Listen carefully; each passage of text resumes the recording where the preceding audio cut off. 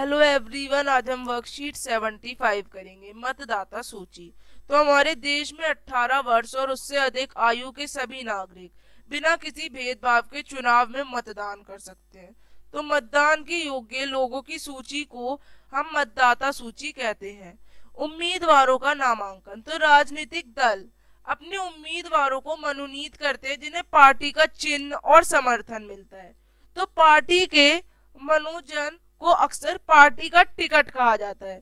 तो चुनाव लड़ने की इच्छा रखने वाले प्रत्येक व्यक्ति को एक नामांकन फॉर्म भरना होता है और कुछ धन जो है वो सुरक्षा के रूप में जमा भी करना पड़ता है, जो कि उनका सुरक्षा धन के रूप में कहा जाता है कि हाँ भाई वो इलेक्शन में लड़ेंगे।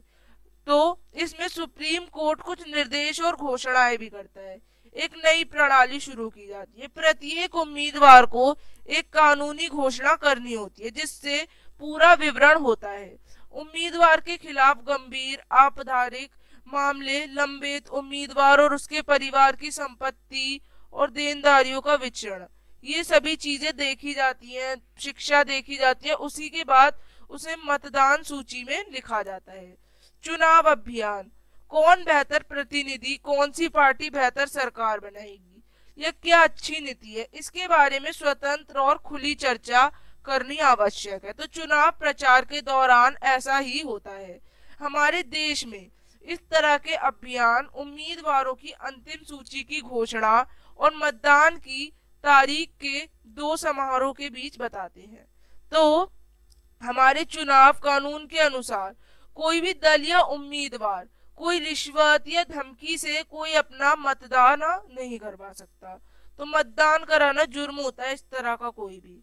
तो इसमें 25 लाख से अधिक या विधानसभा में एक निर्वाचन क्षेत्र में 10 लाख से रुपए जो है अधिक खर्च नहीं कर सकते, ऐसा भी कहा गया है।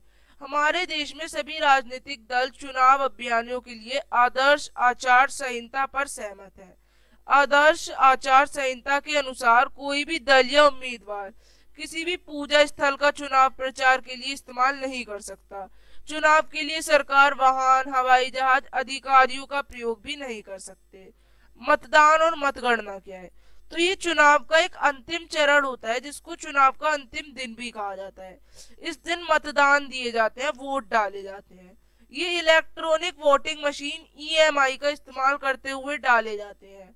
तो ये मतदान जब डल जाते हैं तो एक निर्वाचन क्षेत्र में सबसे अधिक मत प्राप्त करने वाले उम्मीदवार को वहां का निर्वाचित घोषित कर दिया।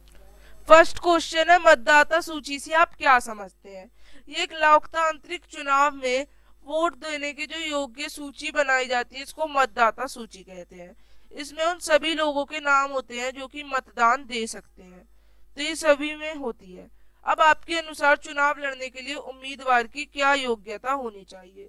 तो राष्ट्रपति पद के उम्मीदवार के लिए कानूनी आवश्यकता उसकी वर्ष बनी हुई हो, जैसे वॉशिंगटन के राष्ट्रपति पद ग्रहण किया था। जैसे कि सावधान द्वारा जो है हमारा निर्देशित किया गया, राष्ट्रपति पद के उम्मीदवार को संयुक्त राज्य अमेरिका का जन्म वाला नागरिक, 14 वर्ष का निवासी या फिर 35 वर्ष या उससे अधिक आयु का होना चाहिए।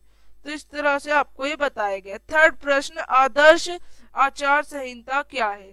तो ये एक ऐसी संहिता है जिसके अकॉर्डिंग आयोग द्वारा राजनीतिक दल और उम्मीदवार के चुनाव के दौरान मुख्य रूप से भाषण, मतदान, मतदान केंद्र, विभाग, चुनाव घोषणा पत्र आदि के संबंध में कुछ दिशा निर्देश दिए जाते हैं जिनसे हम कुछ चीजें नहीं कर सकते।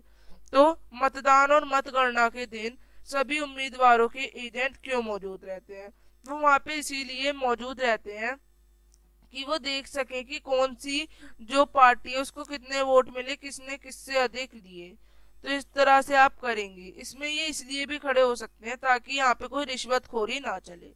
आप ये वर्कशीट इस तरह से कंप्लीट करेंगे। अब हम मिलेंगे अगली वर्कशीट्स के संग।